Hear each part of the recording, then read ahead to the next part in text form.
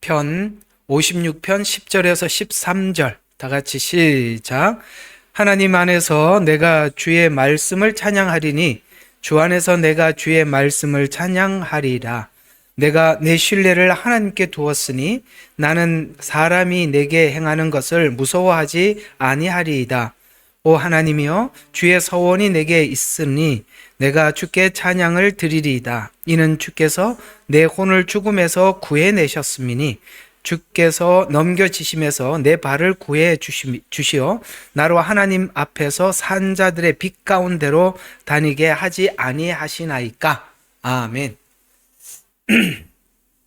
참, 여기 10절부터 13절은 여러분들이 하나님 안에서 하나님께서 말씀으로 살아야 된다, 이런 훈련을 이렇게 깊게 받아본 사람들은 여기는 한마디도 놓칠 수 없는 내용이 있을 것이고 공감도 되고 그럴 것입니다만, 아직 그런 이해가 없으면 그저 다윗이 하나님을 그저 찬양하고 있구나 하고 지나가겠지만, 그러나 이 이야기는 그렇게 간단치 않다는 것입니다. 찬양을 하는데 뭘 찬양하느냐? 하나님의 말씀을 찬양한다. 말씀을 찬양한다. 이게 무슨 뜻이냐면 이런 이야기가 되는 겁니다.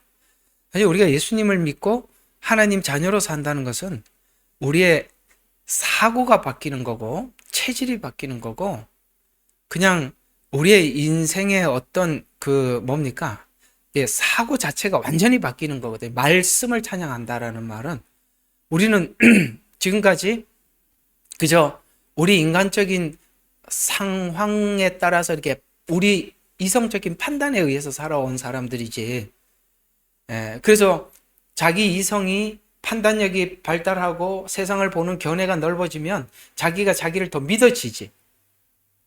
그러나 오늘 하나님은, 사람들은 보편적으로 체험이 많으면, 자기 경험이 많으면 자기 체험과 경험이 믿어져서 자기를 믿게 되죠.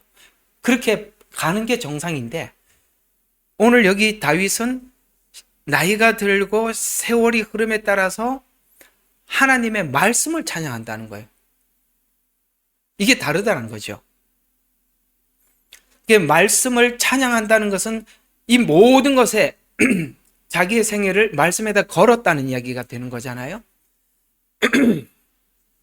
그런 의미에서 말씀을 찬양한다라는 말이 여기 있는데, 오늘은 여러분들과 아주 좀 중요한 부분들을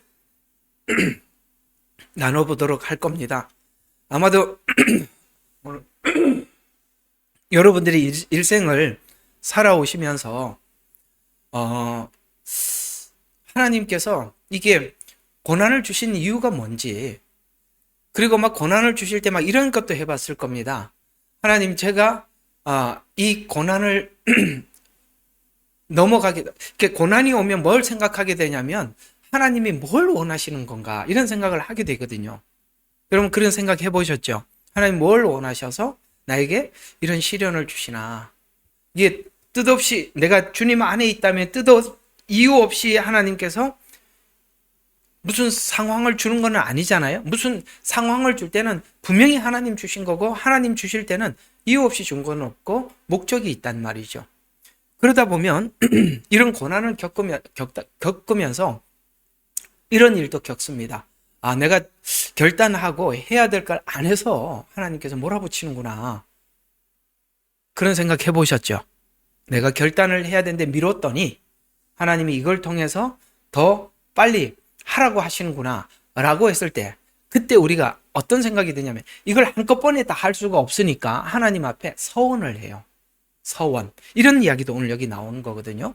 참, 이런 원리들이 아마 여러분들이 신앙생활하면서 고민하고 겪었던 수많은 고민들이 아마 많이 해결될 겁니다. 오늘 이야기 속에 아마 하나하나 보도록 합시다. 우리 저번 주 신앙의 조건이 사라질 때 우리 관계는 정상화된다라고 말씀을 드린 적이 있습니다. 그렇습니다.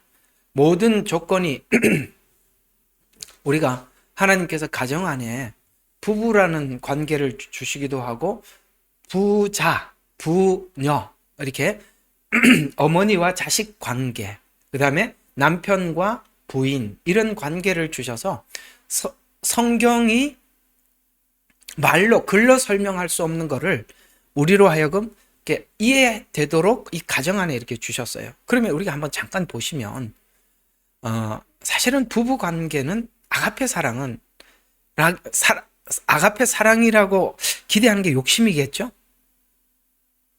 아닌가? 부부 관계를 아가페로 서로 사랑해라. 이건 참 큰 욕심이죠. 그렇게 생각하면 좀 어렵습니다. 사실은 아가페 사랑을 가장 많이 이해하고 공감하는 건 부자가 아닙니다. 그렇죠? 부모와 자식 관계입니다. 여기는 조건이 없어요. 애들이 뭘 하더라도 부모 입장에서는 받아야 된다. 소화해야 된다. 어떻게든지 수용해야 된다. 아이가 무슨 완전 사형을 당할 죄를 지었더라도 부모는 그걸 끌어안아야 한다. 이게 이제 부모가 가지고 있는 무조건적인 사랑. 아가페 사랑이니까 그렇죠. 그러나 부부 관계는 그렇게까지는 아니죠. 맞는데 내가 또 아니라고 막 박박 우기는 건 아니고, 어쨌든 부모와 자식 관계, 부부 관계를 볼 때 누가 더 아가페냐? 분명히 부자가 아니냐. 부모와 자식 관계죠. 자, 이렇게 우리가 되듯이 하나님은 사실 우리에게 아가페로 사랑했거든요. 그렇죠? 이유 없이 조건 없이 사랑했습니다. 근데 우리는 자꾸 에로스로 가거든요. 조건을 건단 말이죠. 그러니까 하나님이 우리를 바라보고 있는 사랑과 내가 주님을 바라보는 사랑이 서로 간에 다르다 보니까 항상 나는 삐딱해요. 뭔가가 안 채워져요. 내가 원하는 대로 안 해주세요. 채워지지 않아요. 그러니까 늘 하나님과 관계는 이렇게 어긋나 있어요.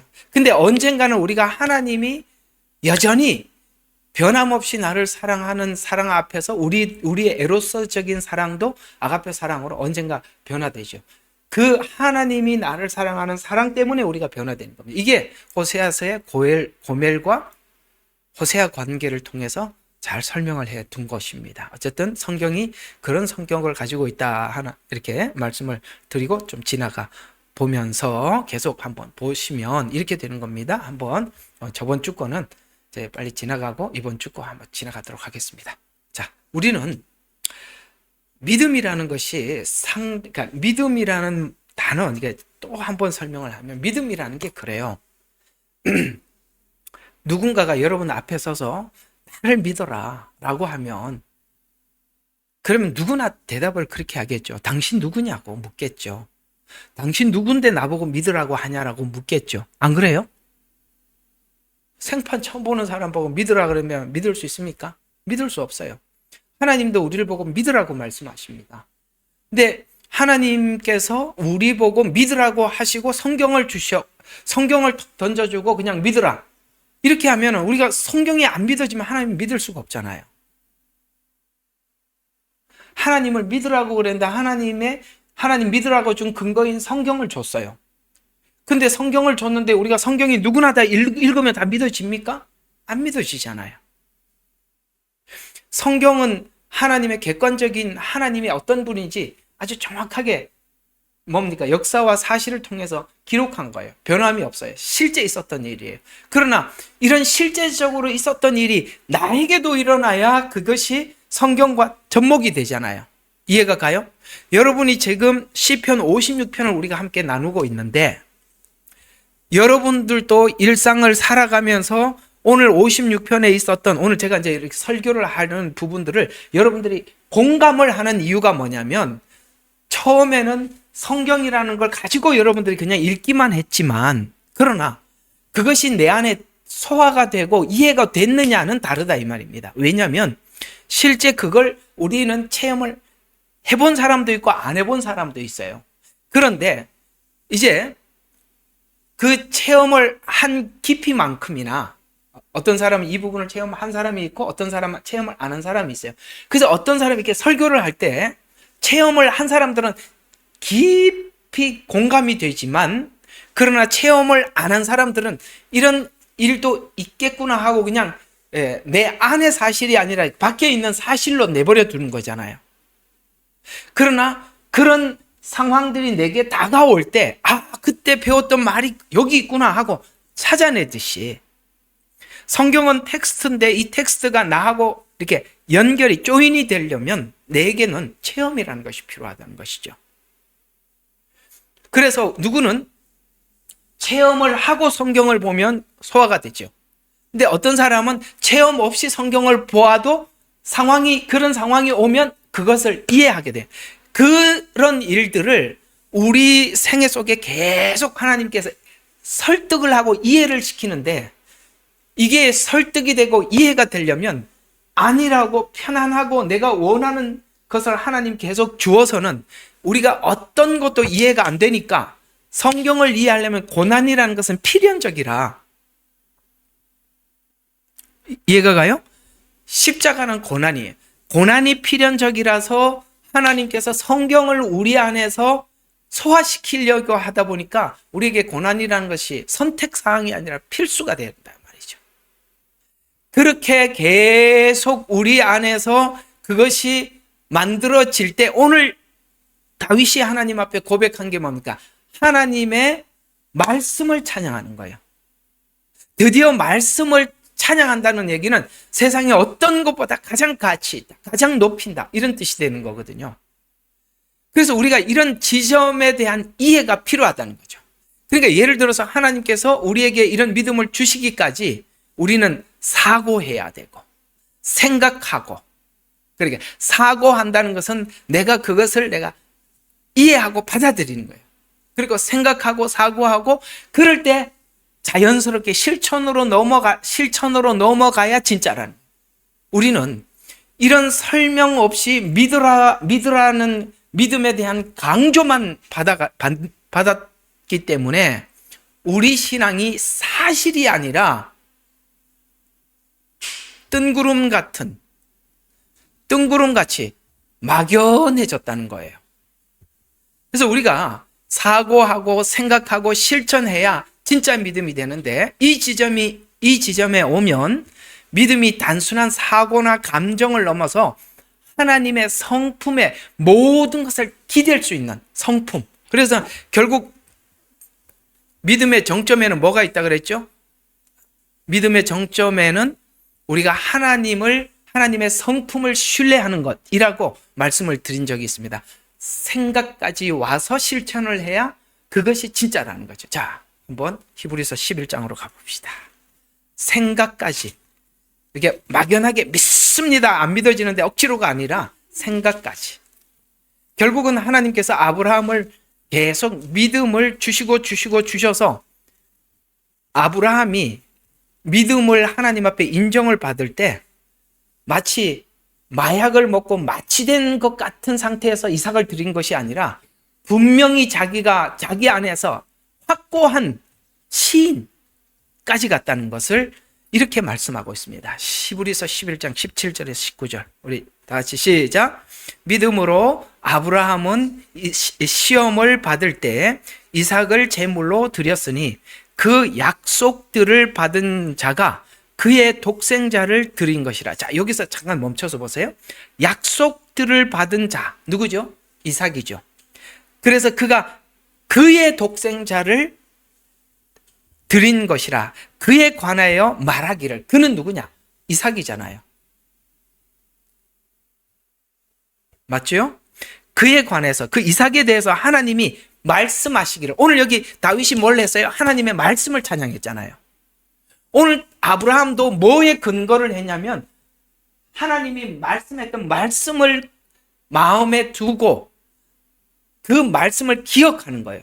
생각하기. 자, 그에 관하여 말씀하시기를 넷이라 불리는 자를 이삭에게서 난 자라고 하셨으니. 뭘 근거로 하죠? 하나님이 말했던 말씀을 근거로 해서 그는 하나님께서 죽은 자들로부터 그를, 잘 들어봐요, 이렇게 하나님 말씀하신 것에 대해서 아브라함이 마취된 것과 같이 아무 생각 없이 주여 믿음을 주세요 하고, 혹시 여기서 내가 마음이 변하지 않게 그냥 이러지 않았다 이 말이에요. 그 뒤에 분명히 뭐라고 말했어요? 어디 갔어? 네, 설명에 너무 빠져가지고. 자, 19절. 자, 그를 살리실 수 있으리라고 그 뒤에 생각하였음이라. 동그라미 치세요. 중요합니다. 생각. 우리가 믿음이라는 것이 그냥 내가 혹시나 믿음이 떨어질까봐 떨어지기 전에 뭐 하자가 아니라 하나님이 우리의 생각까지 완전히 하나님의 말씀에 내가 거기에 대해서 완전히 뭡니까? 승복하는 거예요. 여기까지 하나님이 아브라함을 만드셨다. 왜? 아브라함 믿음의 대명사거든요. 그러니까 아브라함의 믿음이 그냥 이삭을 드리라고 할 때 막 그냥 모리아 산에 가서 막 혹시나 내가 마음이 변할까 봐 이러지 않았단 말이에요. 누가 설교를 그렇게 하시더라고. 아브라함이 혹시 마음이 변할까 봐 막 올라가고 부인한테도 말도 안 하고 빨리 가서 했다고. 아니요. 생각까지 했어요. 생각했다고 그러잖아. 사고. 하나님이 우리의 사고를 무시하는 게 아니라 우리 사고를 바꾸는 게 믿음이라 이 말이에요. 그래서 성경을 말씀이라고 표현하는 거예요. 말씀은 설득하다, 이해시키다. 설득하고 이해시켜서 생각을 바꿔놓는 겁니다. 아까 다시 오늘 서론에서 다시 들어가겠습니다. 자, 우리는 일상적으로 살아가면서 사람들의 생각이 어느 쪽으로 굳어지죠? 자기 체험, 경험에 의해서 굳어집니다. 그러나 그게 인간이 가는 기본적인 일상인데 하나님이 뭘 바꾸고 계신다? 지금 우리의 사고를 바꾸는 거예요. 그래서 우리가 사람들이 일반적으로 생각하는 이성과 사고와 경험과 체험 이런 걸 바탕으로 한 게 아니라 그걸 내려놓고 뭐죠? 하나님의 말씀에 딱 고정하는 거예요. 그러니까 우리가 그리스도 안에 있는 그리스도인들이 모여서 하나가 될 수 있는 이유가 뭐냐면 우리가 모두 다 하나님 말씀 안에서 승복하자는 것에 대해서 우리가 만약에 우리가 다른 인생을 살아왔더라면 전부 다 다른데 우리는 말씀 안에서 훈련을 받아왔고 말씀 안에서 하나님 우리 생각을 바꿨기 때문에 우리가 하나님 말씀이 이렇게 하자고 하나님이 이렇게 말씀하셨으니 우리가 이렇게 합시다라고 했을 때 우리가 여기서 아무도 동의하지 않은 사람이 없다는 거예요. 다 동의한단 말이에요. 왜요? 우리가 말씀을 찬양하거든요. 하나님 그렇게 만들고 계신다는 거예요. 자, 이제 이걸 못을 좀 박아놔야 돼요. 본드 정도로 안 되니까 그냥 아주 콘크리트에다가 못을 박아놔야 돼요. 아, 하나님 믿음이라는 것이 그냥 순간적인 어떤 감정에 의해서 행하는 것이 아니라 하나님께서 우리의 생각까지 변화된 것을 받으신다는 거죠. 하나님께서 다시 살리실 줄 생각했다는 거죠. 근데 다시 살리실 줄 생각하는 것은 없던 이삭을 주셨으니까가 근거가 되는 겁니다. 그러니까 앞에 체험이 하나님 앞에 이삭을 드릴 수 있게 만들었다. 그러니까 지금 하나님께서 미래에 우리 믿음을 완성해 나가는 데서 지금 우리가 작은 체험들이 모여서 하나님을 알아가게 만들어서 훗날 하나님께서 7년 환란이 있다.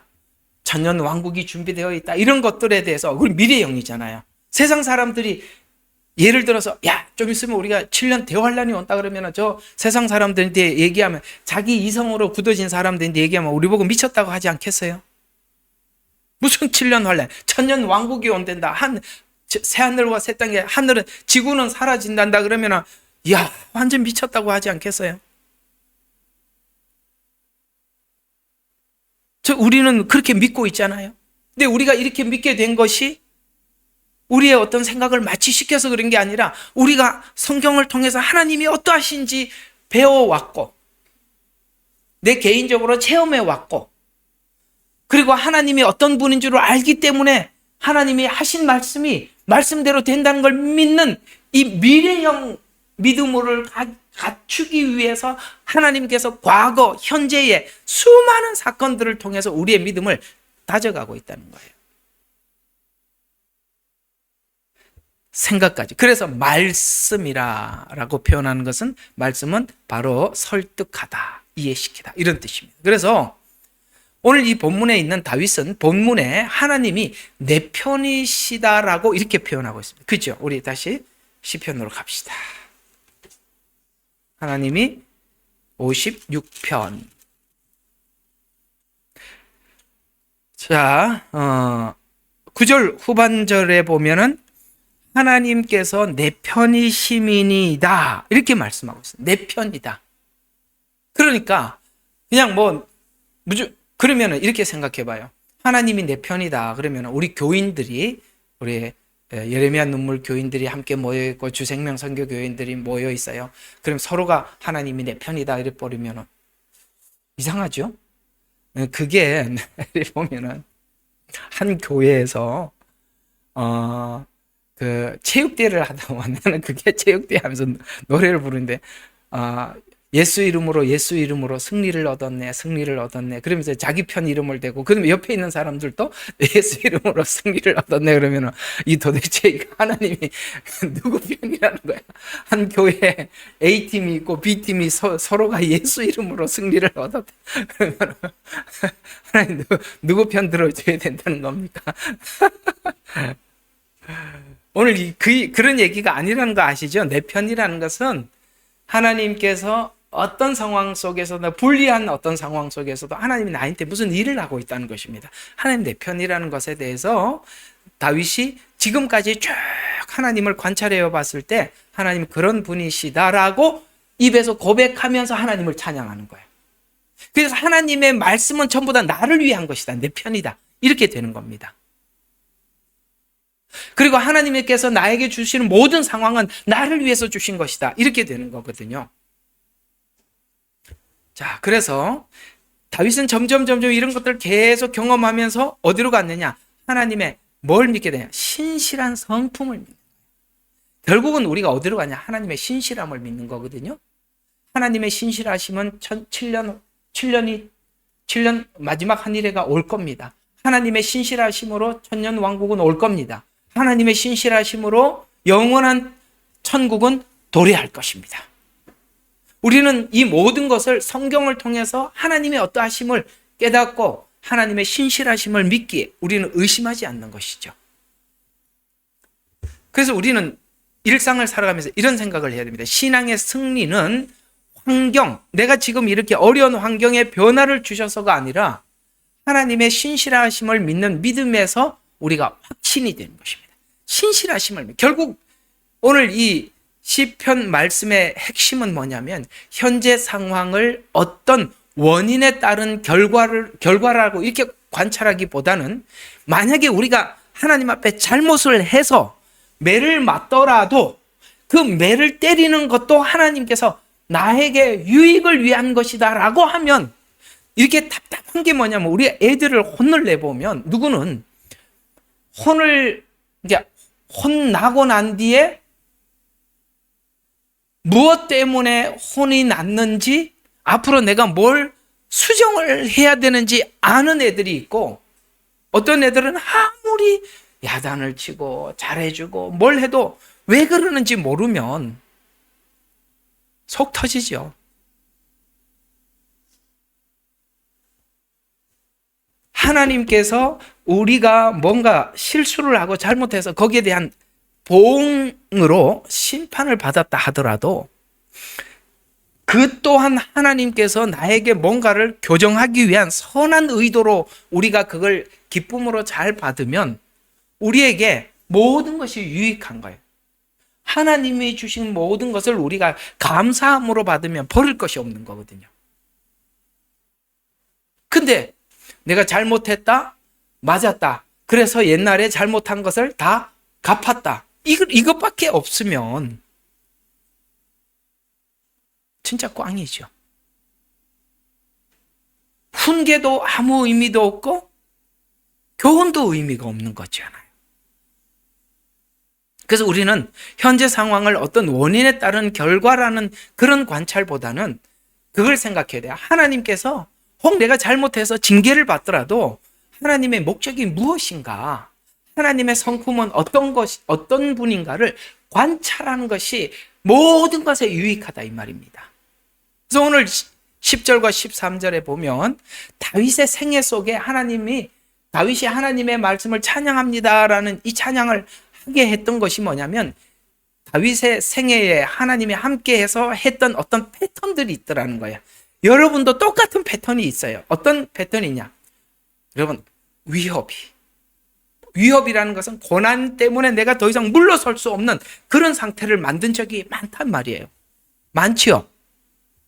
네, 정말 더 나갈 수도 없고 빠질 수도 없는 이런 위협들이 다윗에게는 끊임없이 밀려와요. 근데 그 위협이 뭔가를 위협을 줘서 하나님 믿습니다, 믿습니다. 이걸 하나님 원하는 게 아니라 하나님께서 내 안에 있는 뭔가 신앙의 결단을 만들기를 원하는 거예요. 우리가 편안하면 아무것도 결단하지 않아. 이해가 가시죠? 우리가 편안하면 아무것도 결단하지 않아. 미뤄 계속. 내일 할게요. 모레 할게요. 좀 더 기다려보세요. 이렇게 이야기를 안 하잖아요. 그런데 그런 위협들이 신앙의 결단을 만들고 또 계속 공격을 받아. 그래서 승리를 만들어요. 결국 하나님께서 일하시는 하나님의 말씀을 체험하게 해서 하나님의 말씀을 통해서 하나님께 영광을 돌리는 일들을 계속 반복하게 해요. 아브라함도 그랬단 말이에요. 아브라함은 계속 하나님 앞에 실패를 거듭했지만은 결국은 하나님이 처음 약속하신 대로 계속 이끌어 가시는 바람에 자기의 실수 속에 하나님의 신실함을 계속 보게 되고, 그래서 결국 믿음의 정상에 섰던 것처럼 우리가 처음부터 처음에 좋은 믿음을 가지고 끝까지 간 게 아니라 우리 믿음 좋지 않아요. 그런데 계속 그런 일들을 반복하면서 결국은 나는 무너지는데 하나님이 나에게 약속한 했던 것들을 신실하게 지켜가는 걸 보면서 더더욱 점점 우리의 사고가 하나님의 말씀을 믿는 믿음 쪽으로 옮겨갔단 말이에요. 이게 다윗의 일생 속에서 계속 일어났던 일들이에요. 위협을 받고 공격을 당하고 이런 일들을 계속 당함으로써 하나님을 알아가게 되는 겁니다. 왜 하나님이 위협과 공격을 끊임없이 줄까요? 단순합니다. 하나님의 이유는 아주 단순해요. 믿음의 중립에 머물러 있지 말라는 겁니다. 여러분, 우리 신앙은 중립이라는 게 없어요. 멈춰 있는 게 없어요. 믿음은 항상 움직여요. 나는 10년 전의 믿음 그대로다, 이런 일은 없어요. 신앙은 멈추지 않아. 항상 움직이게 되어 있단 말이에요. 그래서 신앙의 중립에 머물러 있을 수 없게 만드는 이게 하나님의 훈련 방식. 그래서 끊임없이 우리를 각성하기 위해서 위협과 공격이 계속되는 겁니다. 예를 들어서 이런 것이죠. 홍해 앞에 이스라엘 백성들을 몰아넣습니다. 그래서 앞에는 홍해, 뒤에는 애국 군대, 이렇게 해서 이스라엘 백성들에게 뭔가를 아까 이렇게 위협을 주잖아요. 그래서 뭘 요구하느냐면,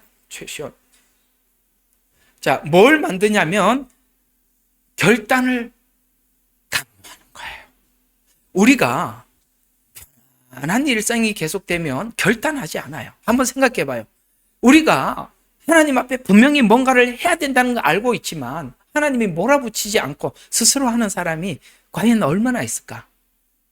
거의 그게 안 되는 게 인간이에요. 나는 하나님이 아무거 안 해도 진짜 나는 계속 발전해 나간다, 이런 인간은 없어요. 그렇지 않아요.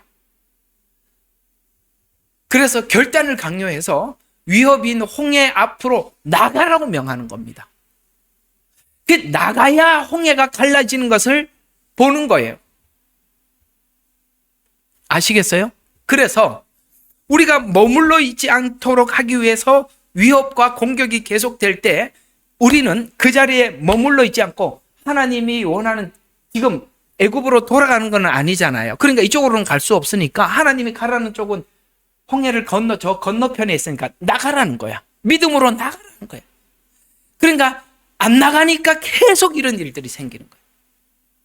신앙의 여러분들의 안일하고 평온한 시간이 계속되는 것은 사실 하나님과 나와 관계가 있는지 생각해 봐야 돼.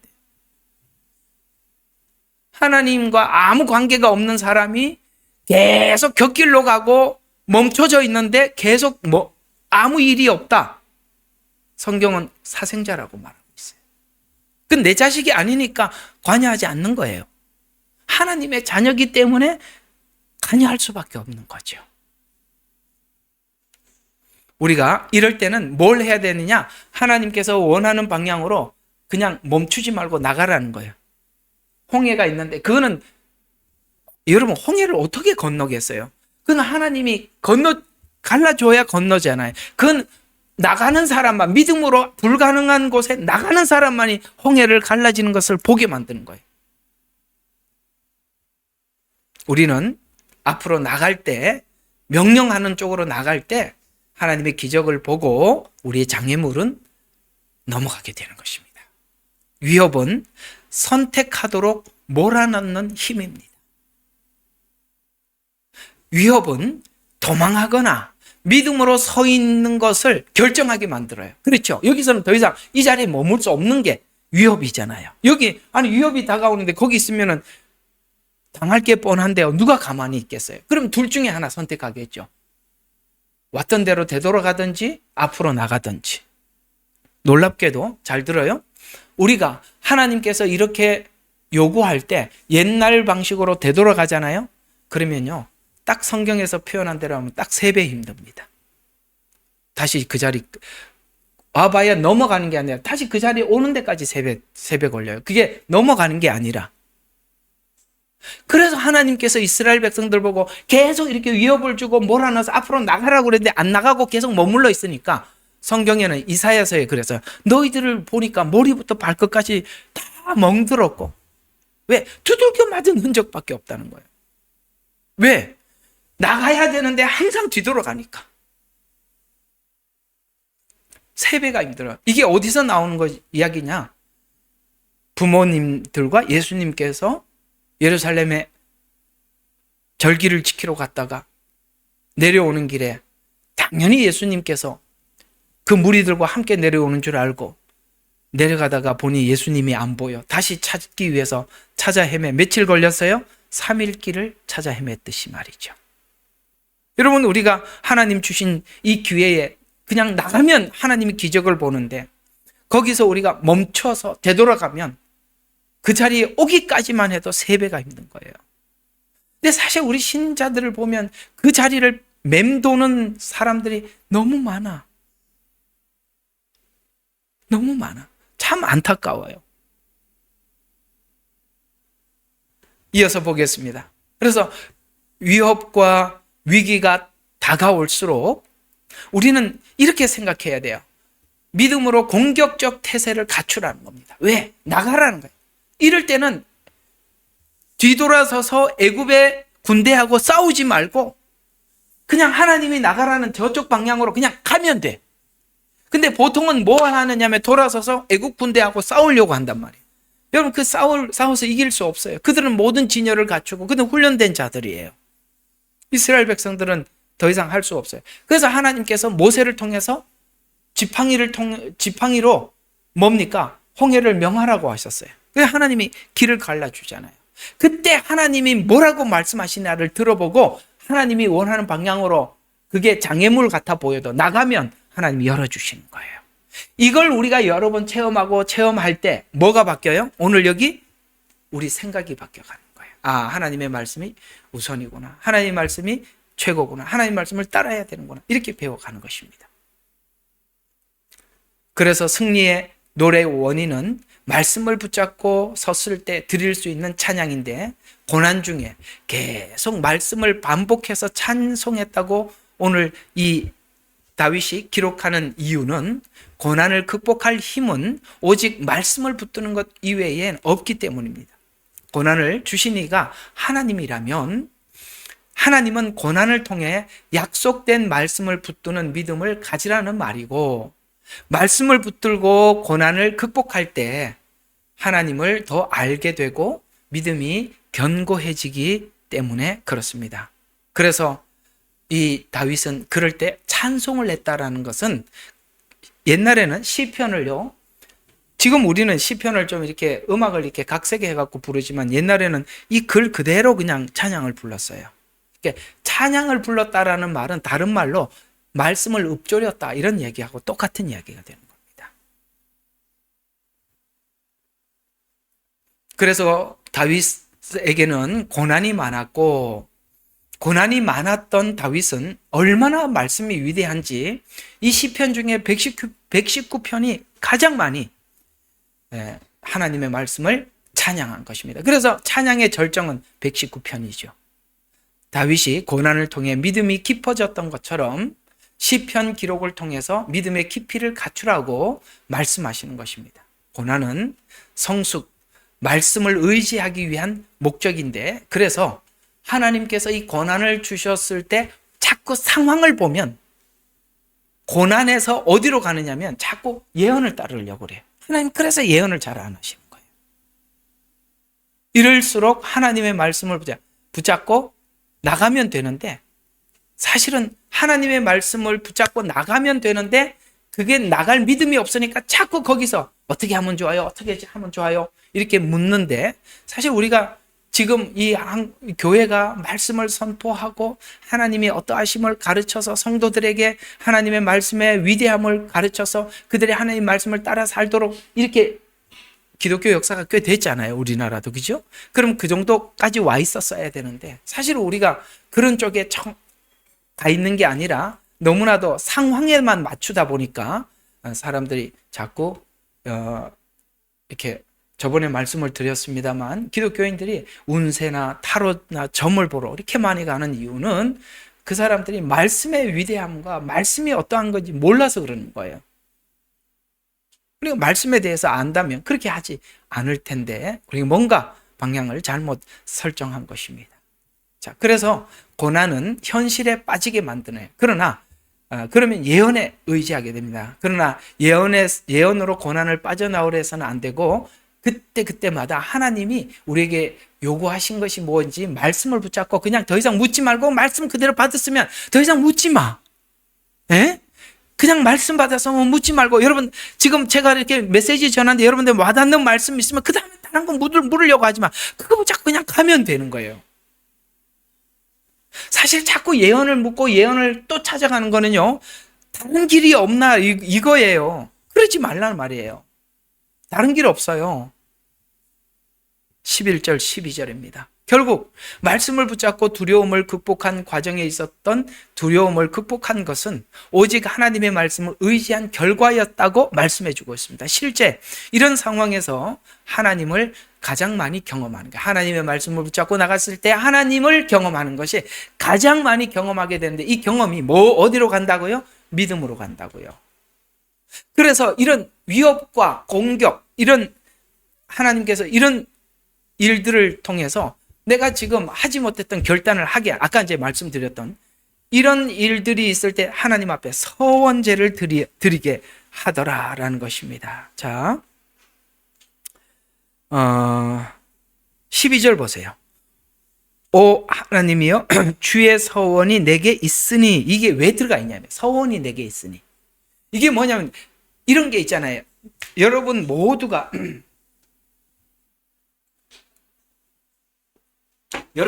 이런 경험들이 있을 거예요. 주님을 진심으로 만나서 주님 앞에 진심으로 내 속에 있는 신앙 고백을 할 때, 저 하나님 앞에 이렇게 살고 싶어요. 저 하나님 앞에 이런 사람이 되고 싶어요. 그런 고백한 적 있으시죠? 아니, 숨기지 마. 다 알고 있어요. 했어요. 안 한 사람 없어요. 우리 주님 앞에 진실하게 만났을 때 그런 고백 안 한 사람이 어디 있어요? 있어요. 그걸 지금 여기 이게 뭐냐면, 하나님께서 내가 지금 하고 싶은 게 있단 말이야. 하나님 앞에 하고 싶은 게 있단 말이야. 근데 그게 아직도 내 마음에 옛 생활이 좋고, 그래서 이게 갈등이 있어 지금까지 이리저리 미루고 있었어요. 근데 하나님이 밀려 들어와서 그 옛날에 요구했던 하나님의 요구를 생각나게 하고 그 서원을 갚으라고 하는 거예요.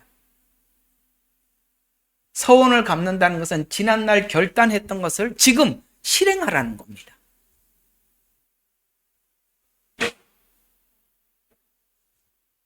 하나님께서 여러분에게 지난날 진실하게 고백한 신앙 고백에 대해서 하나님께서 잊지 않고 계십니다. 하나님께서 언젠가는 그것을 다시 묻습니다.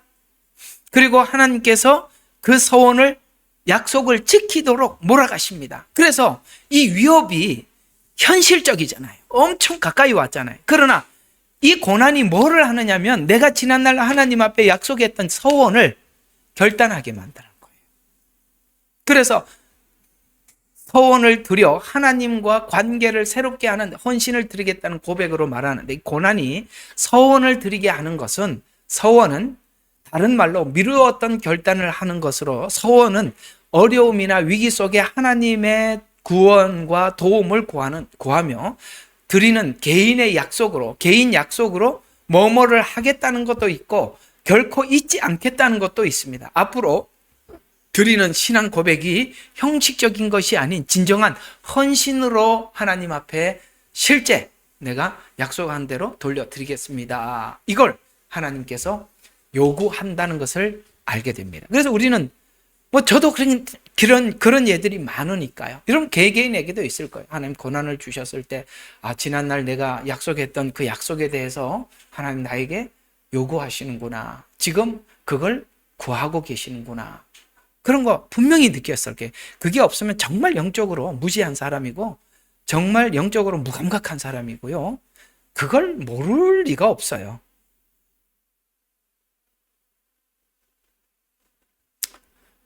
자, 그러면 한번 이게 목사님 이야기냐 사실이냐, 그러니까 이런 이야기 나 혼자 떠들면 목사님 혼자 체험했던 거 전하는구나 이렇게. 아니요, 성경에 있어요. 자, 한번 봅시다. 위기가 서원을 이루게 했던 거. 자, 야곱이 서원을 하죠. 창세기 28장 20절과 22절. 나와 함께 계시고, 그러면서 하나님이 나와 함께 계신다는 것을 나로 하여금 믿게 해주십시오. 그래서 하나님 나와 함께 계신다면 나를 평안히 아버지 집으로 돌아오게 하시면, 그렇죠? 뭐뭐 하시면 하나님께서 나의 하나님이 되실 것이요, 내가 반드시 11조를 드리겠습니다 라고 여기 창세기 28장 20절과 22절에는 서원을 했어요. 그러니까 지금 야곱이 언제 서원을 했죠? 위기의 순간에, 위기가 오니까 하나님 앞에 딜을 하는 거야. 우리도 그런 거 해봤잖아. 이게 다 야곱이 이야기가 아니잖아요. 하나님이 이거 해주시면 제가 이렇게 하겠습니다. 딜을 하는 거예요. 그랬더니 야곱은 위기의 순간에 서원을 하게 되고, 그 다음에 서원한 대로 다시 하나님께서 이끌어 돌아오게 함으로써 하나님의 축복과 약속의 신실함을 믿게 되죠. 그렇게 했더니 실제 하나님이 돌아오게 해서 하나님 참 신실하고, 나는 지금까지 그걸 잊고 살다시피 한 인생을 살았는데 하나님께서 내가 그때 돌베개를 베고 베델에서 한 약속을 기억하고 실제 다시 돌아오게 했구나. 나는 그걸 별로 귀하게 여기지도 않았는데 라고 생각을 하면서 자기는 모든 걸 잊고 있었지만 하나님은 신실하게 자기가 한 말씀을 기억하고 지켰다는 것을 뭘 했어요? 기억하고 보게 됐잖아요. 그래서 이 하나님의 신실함을 믿어서 온전한 믿음을 세우는 기반이 이 베델을 기준으로 해서 생기기 시작한 거예요. 나는 잊었지만 하나님은 신실하게 하셨구나. 우리 인생을 가만히 뒤돌아보면 하나님께서 정말 신실하게 우리를 인도하셨어요. 내가 하나님 앞에 과거에 이렇게 하겠습니다라고 얘기했지만 하나님은 잊지 않고 그 약속을 지키도록 하나님께서 내 인생을 쫙 이끌어 왔다는 것을, 어느 날 우리의 인생의 뒤안길에 서서 하나님의 인도하셨던 그 발자국을 보면 분명히 그렇게 오셨습니다. 여기에 그렇게 하지 않은 사람은 아무도 없어요. 이것이 바로 하나님을 믿는 믿음의 신실한 기반이 되더라. 이와 같이 위기는 하나님을 바라보게 하고, 하나님을 바라본 자들은 하나님의 신실하심을 체험하게 되고, 그 체험이 믿음으로 성화되어서 오늘 아까 아브라함이 이삭을 드릴 때 생각하였다라는 말이 딱 일치가 되는 겁니다. 아시겠어요? 믿음이라는 것이 아무 생각 없이 오늘날 기도하고 막 감정이 충만할 때 뭘 하는 게 아니라, 감정이 충만할 때 하고 나면 반드시 후회가 찾아와. 내가 왜 그랬던 거? 예? 내가 정신 나갔지. 그때 그 헌금을 왜 드렸냐고. 내가 지금 그때 깜빡했다고. 하나님 그렇게 하지 않습니다. 우리 생각까지 온전히 바뀌어서 우리의 마음과 뜻을 드리게 하시는 것이죠. 또 한 사람 소개하면 요나입니다. 요나는 니느웨로 가라고 그랬던 것을 지금 다시스라고 하면은 레바논이에요. 지금 레바논 아시죠? 거기에 그 항구, 거기가 레바논 항구가 다시스입니다. 그러니까 그쪽으로 갔었어요. 그래서 요나서 2장 9절에 보면 물고기 뱃속에서 요나는 나는 감사하는 목소리로 주께 제사를 드리며 나의 서원을 갚겠나이다. 하나님께서 이렇게 위기에 몰아넣으니까 지난날 하나님 앞에 저기 니느웨 가서 복음을 전하라고 그랬을 때 했던 거를 도망왔다가 하나님께서 위기를 통해서 뭡니까? 지난날 하나님 앞에 약속했던 것을 생각나게 하고 돌아가게 하더라. 이해가 가시죠? 그러니까 이런 것들은 참 우리가 이런 상황들은 공격, 우리를 가만히 두지 않는 이렇게 들들 볶는 것들이 전부 다 두 가지 목적을 가지고 있어요. 곁길로 가는 것을 가지 못하게 가시를 치고, 또 뭡니까? 하나님 앞에 처음에 약속했던 자리에 서원했던 것을 생각하게 해서 다시 그 자리로 되돌아가게 하고, 하나님이 우리를 내버려뒀더라면 전부 다 동서남북으로 다 흩어졌을 텐데, 하나님께서 그렇게 신실하게 그물에다가 고기를 잡아, 처음에는 고기를 잡으면 전부 다 도망가려고 그러지. 맞죠? 그물에다가 고기를 해보세요. 누가 그물 안에 가만히 있다 끌어올려는 아무도 없어요. 이게 뭐야? 내가 그물 안에 들어왔잖아. 난리치죠. 아무리 돌아봐야 그물 안에 있어요. 어떡할 거야? 그래서 오늘 우리가 그 하나님의 신실함 때문에 오늘 우리가 여기 앉아 있고 우리가 은혜를 받고 있는 것입니다. 그래서 내가 감사하는 목소리로 주께 감사드리며 나의 소원을 갚겠나이다 라고 고백했어요. 절망 속에서 드린 간절한 고백이 실제 헌신으로 이어지는 예입니다. 13절. 우리 오늘 다 끝을 내야 되니까 다 끝을 냅시다. 자, 13절 보면 이제 이렇게 56편이 끝이 납니다. 이는 주께서 내 혼을 죽음에서 구해내셨음이니 주께서 넘어지심에서 내 발을 구해주시며 나로 하나님 앞에서 산 자들의 빛 가운데 걸어가게 하지 아니하시겠나이까? 빛 가운데로 걸어가게 하시더라. 네. 이건 무슨 뜻이죠? 우리는 하나님께서 빛 가운데로 걸어 빛을 비춰줘도 우리는 대체적으로 요한복음에서 말씀하신 대로 빛 가운데로 오는 게 아니라 어디로 갔습니까? 예, 어둠으로 도망갔어요. 저는 옛날 생활의 방식이 좋습니다. 저는 이게 하나님 말씀대로 살아가는 게 익숙하지 않아요. 그래서 우리는 어둠 속으로 숨을 사람들이. 근데 우리가 도망을 가는 대로 빛을 들고 계속 쫓아와서 우리가 더 이상 더 숨을 데가 없어서 빛 가운데로 나왔대요. 그래서 우리 빛 가운데로 가겠습니다. 그래서 우리는 구원의 확신, 구원의 생활이 뭡니까? 생명의 빛 가운데서 행하는 겁니다. 아까 우리 기도한 분이 기도한 것처럼 하나님의 말씀이 우리의 삶의 행함으로 나타날 때까지. 그래서 신앙생활이란 무엇이냐? 생명의 빛 안에서 행하는 것. 고난, 기도, 두려움을 극복하는 것, 이런 모든 것이 아울러져서 결국은 우리가 하나님 생명의 빛, 곧 말씀을 따라서 살아가게 하는 것입니다. 또 이것을 하나님께서 우리에게 배우고 확신하는 내용이 무엇이냐? 우리가 왜 빛 가운데 걸어갈 수 있느냐? 요한복음 10장 28절과 29절에 보니까 또 내가 그들에게 영원한 생명을 주노니 결코 멸망하지 않을 것이요 아무도 내 손에서 그들을 빼앗지 못하리라. 그들을 내게 주신 내 아버지는 모든 것보다 크심으로 아무도 내 아버지 손에서 그들을 빼앗을 수 없느니라. 주님은 아세요.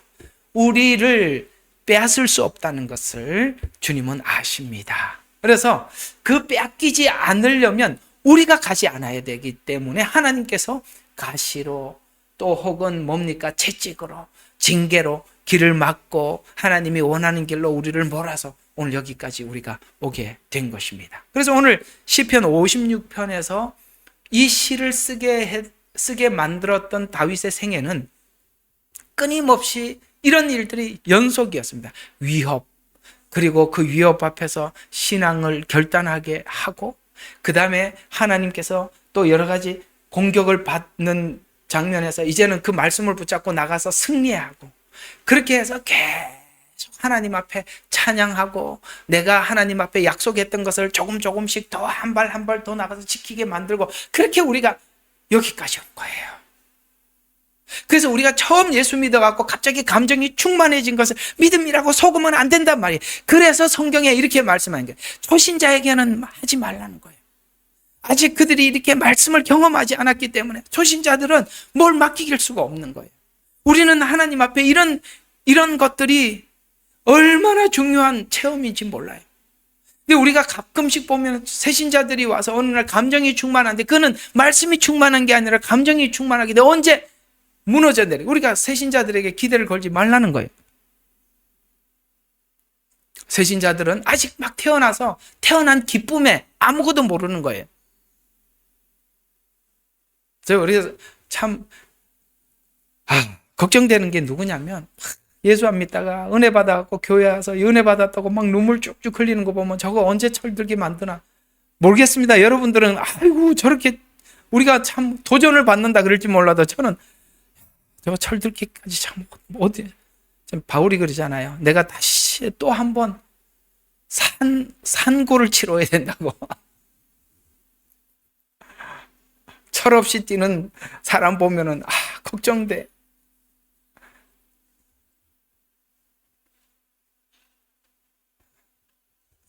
알았어요. 머리 다신다고요.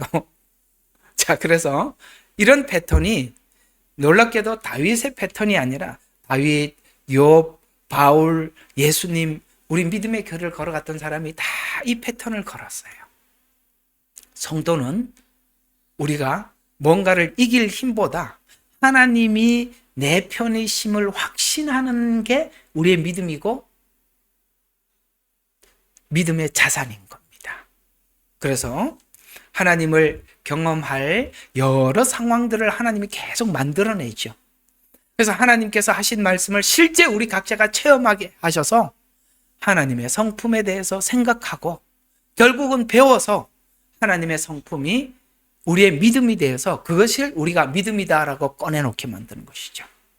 다윗의 시편은 여러 정황들, 여러 상황들을 만나게, 때로는 승리, 골리앗을 통해서 승리도 하게 하고, 사울을 통해서 압제하기도 하고, 그 다음에 압살롬을 통해서, 가장 사랑하는 사람을 통해서 뭡니까? 정말 앞으로도 뒤로도 물러서지도 못하는 여러 정황들을 겪으면서 하나님에 대해서 배워가고 믿음으로 채워져 갔던 것입니다. 이런 일들이 성도의 생애 속에서도 다윗과 같은 상황을 하나님께서 계속 반복해서 하나님에 대해서 배워가는 겁니다. 그래서 우리는 기도 제목이 항상 올라올 수밖에 없어요. 항상 이것 때문에 기도해 주세요. 저것 좀 기도해 주세요. 저 죽겠어요. 어떻게 하면 좋아요? 뭐 어떻게, 그냥 들은 말씀 가지고 꾹 참고 지나가야죠. 그거 계속 물어봐 봐야 답 없어요. 우리가 다 느껴야 돼. 이렇게 피부로 와닿아야 돼. 예? 그 누가 얘기해 주는 거 말해줘도 몰라. 피부로 와닿아야 그게 그거구나 하고 아는 거예요. 그때까지 하나님이 그냥 겪게 하는 거니까 그냥 그때 꾹 참고 견디세요. 군대 훈련소 가니까 가스실에 들어가는데요. 와, 이놈은 가스실. 지금도 생각이 나요. 저는 해군이라 이게 배 안에 가스 딱 그러면은 화생방, 가스 이런 게 참 무서운 거잖아요. 배에 불 나면 큰일 나잖아요. 그런 훈련을 하는데, 화생방 훈련하고 가스 훈련을 하는데요. 화생방 훈련도 기가 막히네. 기름에다 불 붙여놓고 그거 소화기 들고 들어가는데 안에 들어가면 막 얼굴이 다 녹는 것 같아. 얼마나 뜨거운지. 그 앞에서 막 앞이 보여. 눈 감고 막 하는 거야. 눈이 안 떠져. 얼마나 뜨거운지. 화생방을 하는데 세상에 거기다 가스를 터뜨려 놓고요. 방독면을 이렇게 해가지고 들어가는데 이놈의 방독면은, 훈련소에 있는 방독면은 다 고장났어요. 다 고장났다고 찢어져서 일로 가스가 들어오고 절로 가스가 들어오는데, 세상에 그 안에 들어가서요, 방독면 벗으래. 그리고 군가 한 곡을 부르고 가래. 이놈의 군가는 부르다 보면은 다시 시작. 이게 화가 얼마나 나는지 모르겠어. 눈물은 나지, 콧물은 나지. 막 그런데 군가는 1절 부르다가 목소리 작다, 다시 시작 이렇게 하면요, 매 5분을 지나는데요, 가스는 먹을 대로 먹죠. 나오면 정신이 하나도 없어요. 그러면 거기다 얼굴 문지르잖아요. 이게요, 따가워가지고 견딜 수가 없어요.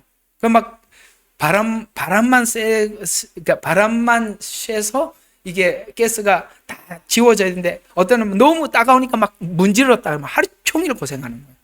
네. 그런 것처럼 여러분들도 견뎌야 돼. 가스실에 들어가야 돼. 왜 안 들어가려고 그러냐고. 들어가서 방독면 벗고, 방법 없어. 하나님이 다시 부르라고 그러면 군가 다시 부르고, 그냥 하나님 됐다 할 때까지 그냥 참아야 돼. 뭘 참으라니까, 뭘 가서 여기 묻고 저기 묻고 그래. 그냥 참어. 그냥 참으라고요. 예? 그래야 와 닿고 내가 느끼는 거예요. 그래야 하나님이 누군지 뭔 말을 하면 뼛속에다가 새겨놓는 거예요. 예? 남이 이야기해 준 거는 남의 하나님이고, 내가 알아야 내 하나님이죠. 예? 됐죠? 그래서 묻지 말고 참어, 견뎌. 그렇게 하시는 겁니다. 그래서 결국은 다윗이 배운 게 뭐예요? 하나님이 내 편인 것을 아노라, 이해했다, 배웠다, 이러는 것입니다. 그래서 오늘 조금 이것만 좀 더 하나 보고 다윗이 하나님을 어떻게 배웠는지 잠깐 한번 보도록 하겠습니다. 자, 사무엘상 17장 36절과 40절에 보면, 그냥 짧게 시간이 좀 지나가서 정리를 하면 이런 이야기입니다. 여호와께서 나를 사자의 발톱과 곰의 발톱에서 건져 주셨듯이 블레셋 사람 손에도 건져 주실. 그러니까 이거 뭡니까? 이거는 왕이 되기 이전에 있었던 체험들이잖아요. 사자의 발톱과 곰의, 목동으로 있을 때, 양들을 채가려고 할 때 그 사자들이나 혹은 곰이 와서 이렇게 양들을 채가려고 할 때, 그때 자기가 가지고 있었던 막대기와 그 다음에 돌, 물매, 이거 들고 가서 물리쳤어요.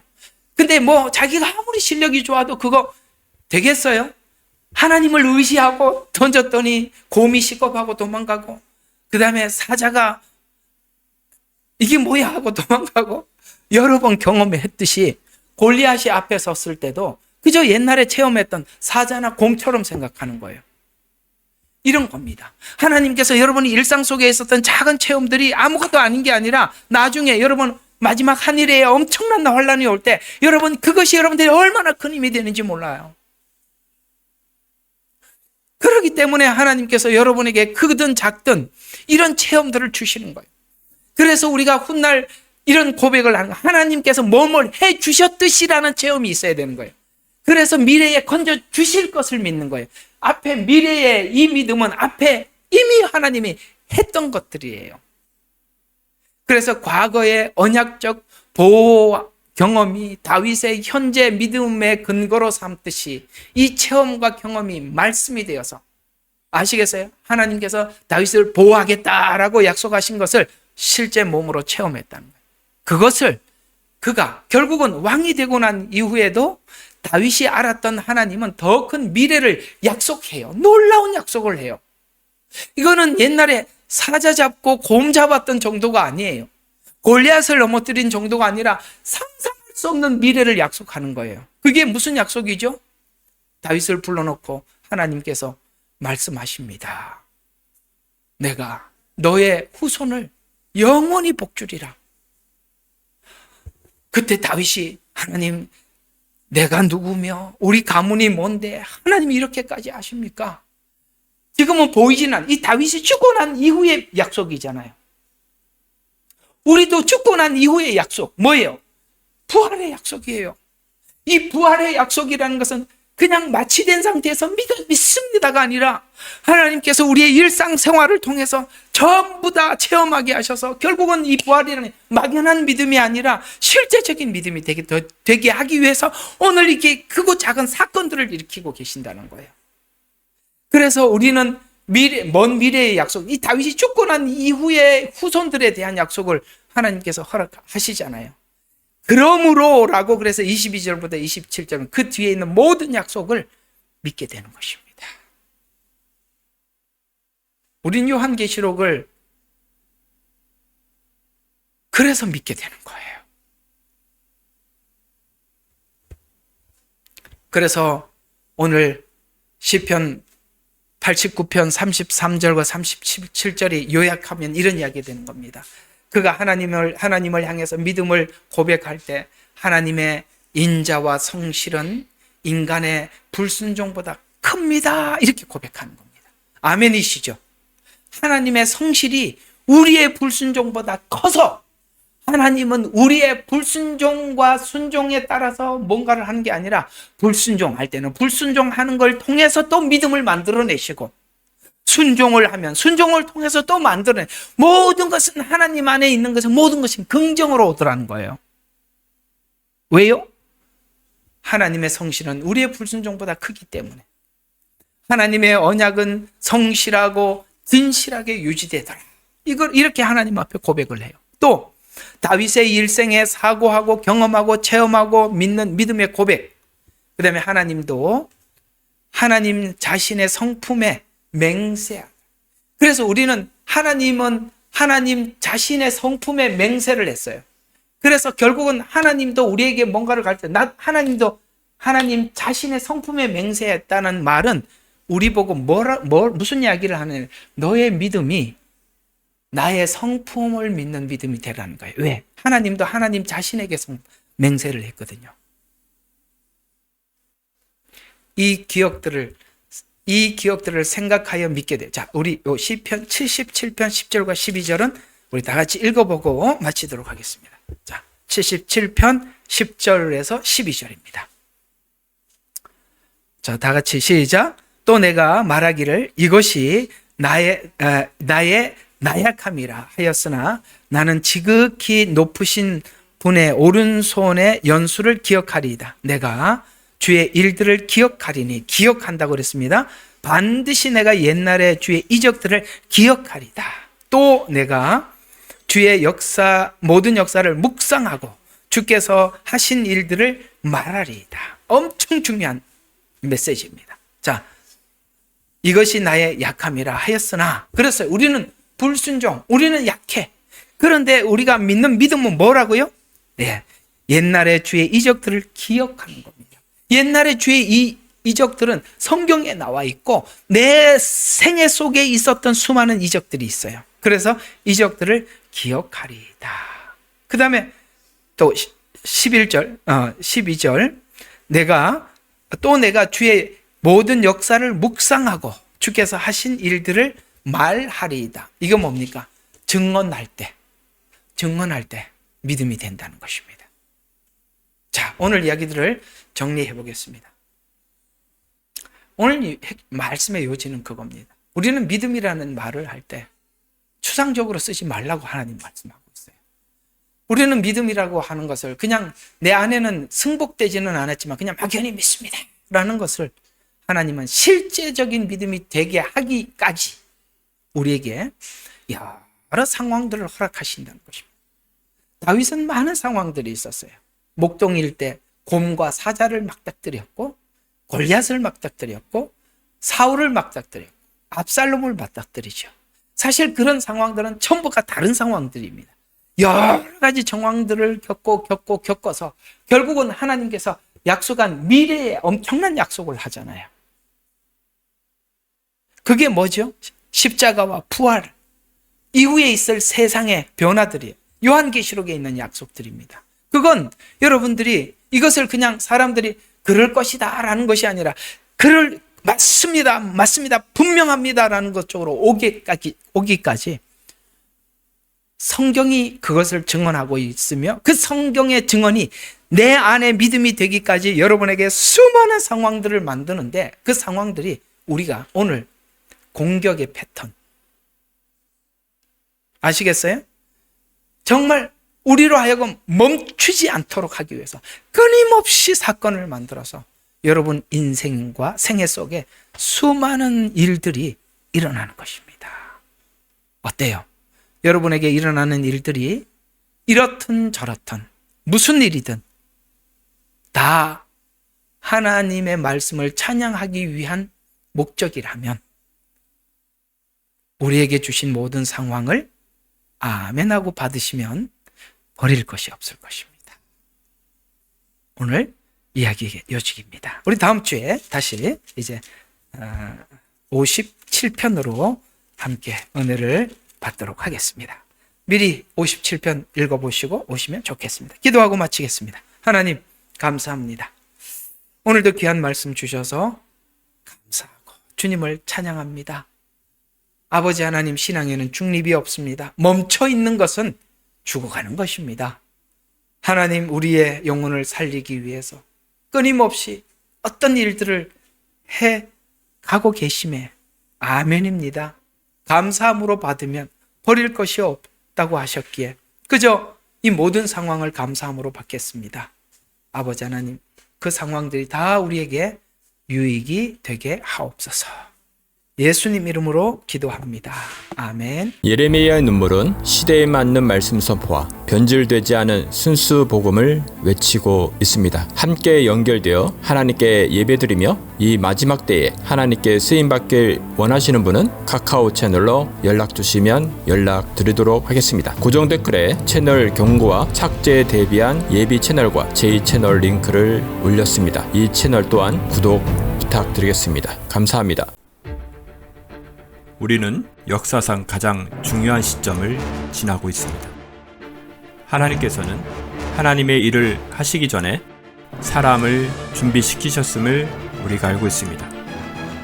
하나님 말씀은 마지막 때에 대추수, 대부흥의 때가 있다고 분명히 예언하고 있습니다. 아멘.